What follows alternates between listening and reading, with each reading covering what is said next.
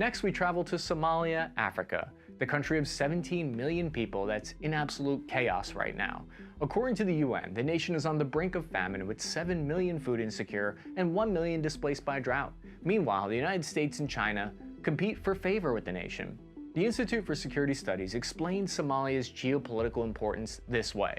Somalia has the longest coastline on the African continent. It's near key waterways for international trade, like the choke point called the Bab el-Mandeb Strait. Recent maritime weapon smuggling from Iran to rebels in Yemen transits straight through Somalia. The terror group known as Al-Shabaab has grown here in Somalia since its origins in 2006. Since then, Al-Shabaab has turned into one of the world's richest terrorist organizations by extorting money from locals and stealing money from people at checkpoints and roadblocks. According to the Council on Foreign Relations, this group has capitalized on the weakness of Somalia's central government. Starting in 2007, there has been a United Nations peacekeeping mission, largely led by Kenya and Ugandan soldiers. Originally, the force was about 3,000 soldiers strong. At the insurgency peak in 2011, the Al-Shabaab terror group controlled large sections of Somalia's territory, including parts of the capital Mogadishu. In 2010, the UN security mission grew here to 7,200 troops, after an additional battalion from Uganda joined them. The result of that operation was Kenya forces were successfully able to push Al-Shabaab terrorists out of these territories. Why does the conflict between Armenia and Azerbaijan matter to the rest of the world? Before a few years ago, I couldn't find the place on a map, yet it's actually a strategically important location. These two countries border some of the most influential nations in the world, like Iran, Turkey, and Russia.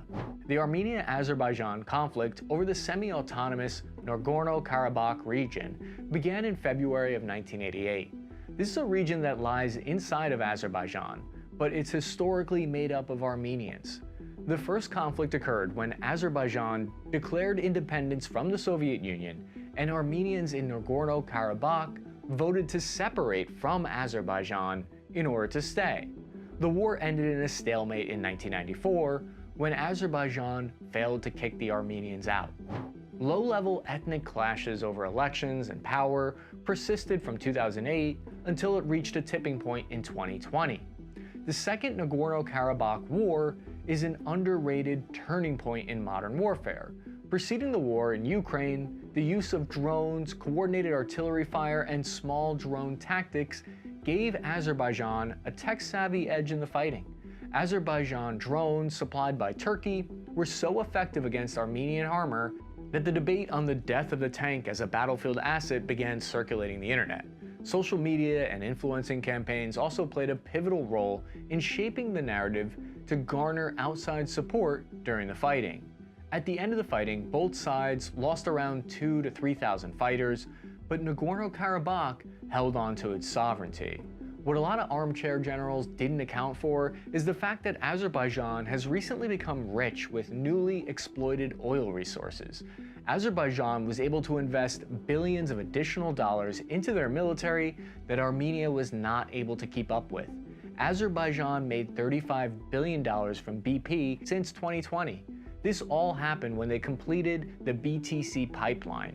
The BTC pipeline officially became operational in 2006. It's no coincidence that Azerbaijan's military spending more than doubled starting in 2005.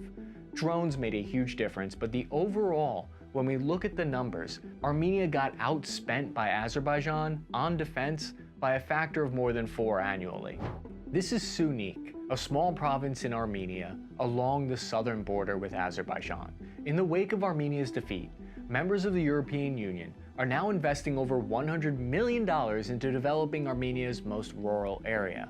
This investment is designed to deter Azerbaijan from capitalizing off its recent victory by seizing this Armenian border territory.